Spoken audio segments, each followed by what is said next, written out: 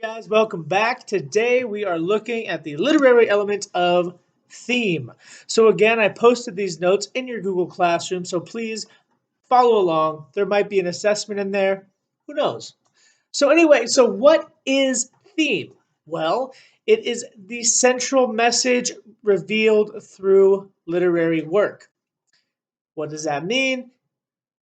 Essentially, what is the message the book or story is telling you? So it is a lesson that the selection teaches, or a major point that the selection as a whole is about. So, what is the book about? What is it trying to teach? Pretty simple. It is a generalization about people or life. That's very common. It's going to be communicated through that story, just something very relatable that the reader will be able to kind of go along with. Now, when we're looking at theme, it can be directly stated or implied, which means the reader is told exactly what the theme is. The author comes out and tells you right away. Or it is implied, meaning that you're going to have to think about what the passage, what the reading is saying about nature of people or about life itself or whatever it's trying to teach. It's the main what is a story aboutness. Okay, so pretty straightforward, pretty easy. Now, there's a couple things that are pretty important to note about theme. There's usually no single correct statement of a work's theme, but there can be some incorrect ones. So a long work, like a novel, like a long book, bigger book, like a novel or a full-length play or a screenplay, something like Shakespeare or whatever, might have several themes. But not all literary works have themes. Sometimes it's just meant to entertain and have no theme. So yes, most stories have a theme. They have some type of message to get across. But sometimes there's really no theme at all in maybe just an entertaining story or a comic book or something like that. You're not going to find a theme. But in a lot of more in-depth writings, you're going to find that the author is trying to tell something at the end of the day. So let's go ahead, and if you guys are following along with me, on slide number 5, there is a short reading section about Jenny Pushover. Sorry, Pushovier. They're trying to be silly. Anyway, so you're going to read through that. So let's see here. I'll read with you. So, Jenny Pushovier was so excited. She had a pack of Starbursts in her lunch, and she had been looking forward to eating them all morning. Lunch finally came, and Jenny sat down to eat her Starbursts, when her friend Yurdi sat next to her. "Let me get one of the pink ones," asked Yurdi.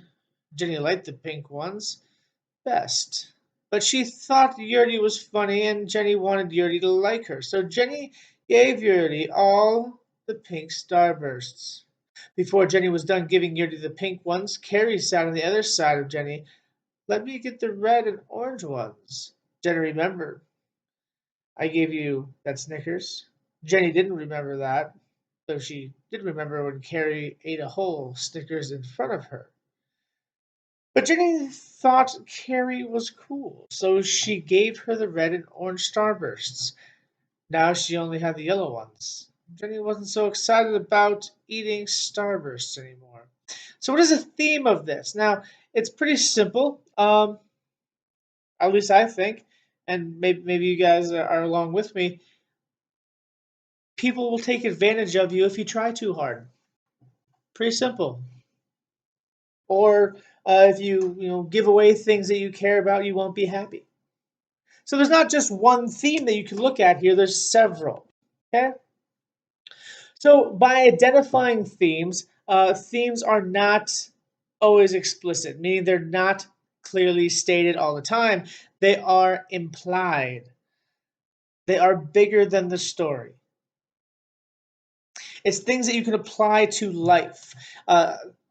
Think about a story is a small little world, but the theme impacts the actual world. So again, lesson, something like that. Themes are about the big picture. Now, if you go back to the story that I just read and you followed along, um, not the theme was not the yellow starburst tastes bad or Yurdi and Carrie are bad friends. You're trying to find real world advice to this. So the real world theme. So we're taking a small story about Starburst and giving him away and looking at the big world theme. So you're applying it. Okay? And so like I said, the theme could be don't give away what you want because someone will take advantage of you. Try too hard, people take your stuff. Pretty simple stuff. So a theme is sometimes implied, and it could be implied a few different ways. It could be implied through metaphor, through simile, personification, tone of voice, or through symbols. So let's go ahead and let's look at these, right? So if a theme is implied through metaphors, and a metaphor would be like, if life is a yo-yo, it's a series of ups and downs. Now that's a metaphor, right? Obviously, you are not a yo-yo, and you do not go up and down. But like life, you do have your ups and you do have your downs, and they're relating it to that. So that could be a theme of a story, and it's implied, right? So it's implied that life has ups and downs. It's a small idea within a small story, but it exemplifies in big picture things. Now, I think it could be implied through simile. Um, so, you know, uh, just maybe it has like a heavy load or sorry.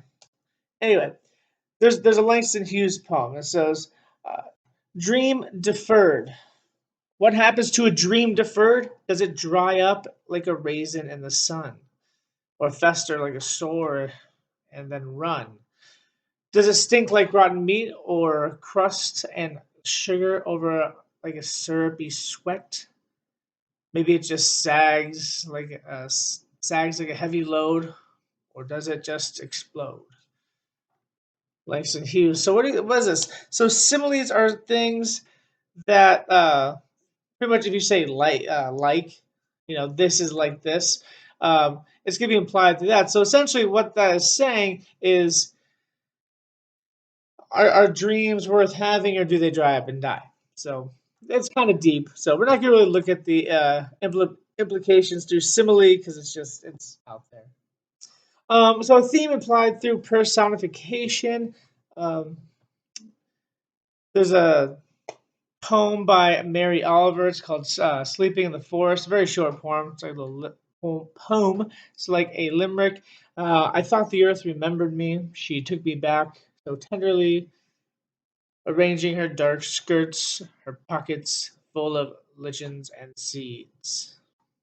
So what this does is it gives the earth a human element. So when you personificate something, you're giving human characteristics to something else. Um, you see this a lot in Disney movies.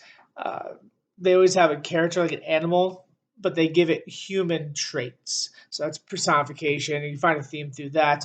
You can always find themes through tones of voices. Again, it's not implied; they're not coming out and saying things.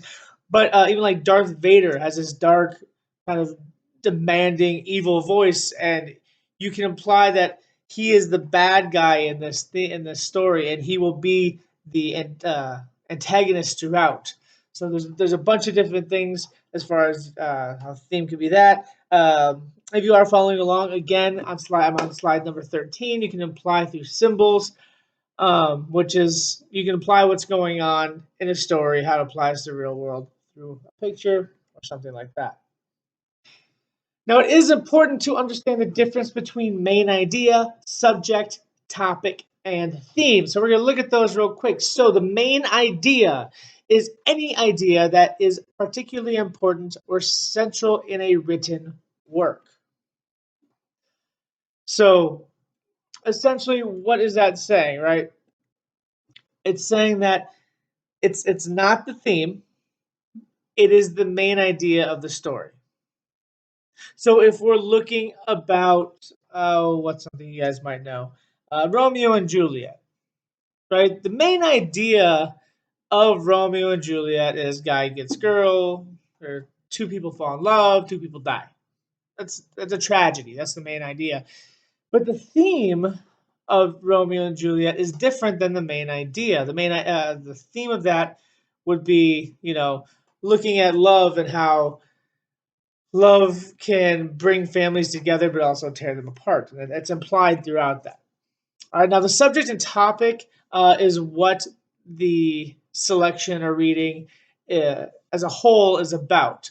So, remember the theme is the message or lesson, but the subject or topic is what it's about. So they can be kind of intertwined and they get a little mixy there. Not going to spend too much time on it because this video is getting kind of long to begin with. So we'll rush it along here. So just remember, and there's a lot of common themes in literature. So if you guys want to go to the very last slide in your notes, I'll read through a few of them. But these are in pretty much every type of story, right? And one of these or more of these, depending on the story, right? So the only person you can truly trust is yourself would be one. It is important to follow your instincts. Uh, Man is inherently evil. Man is inherently good. It is not always good to listen to society. Follow your imagination. Do what you must to survive. These are all common themes throughout literature. You can apply these to pretty much any story that isn't strictly for entertainment purposes. So I encourage you guys, if you're reading something or if you're watching a movie, try to figure out what the theme is. All right. So pretty simple, pretty straightforward. I will be attaching a couple of assignments for today on the June 9th. So please make sure you're doing those. We're going to keep moving ahead. Um, Tomorrow will be a little bit different. I don't know if I'll be posting a video, but make sure you are checking. All right. So as for today, uh, I'm off. Good luck. Have a great one. See you next time.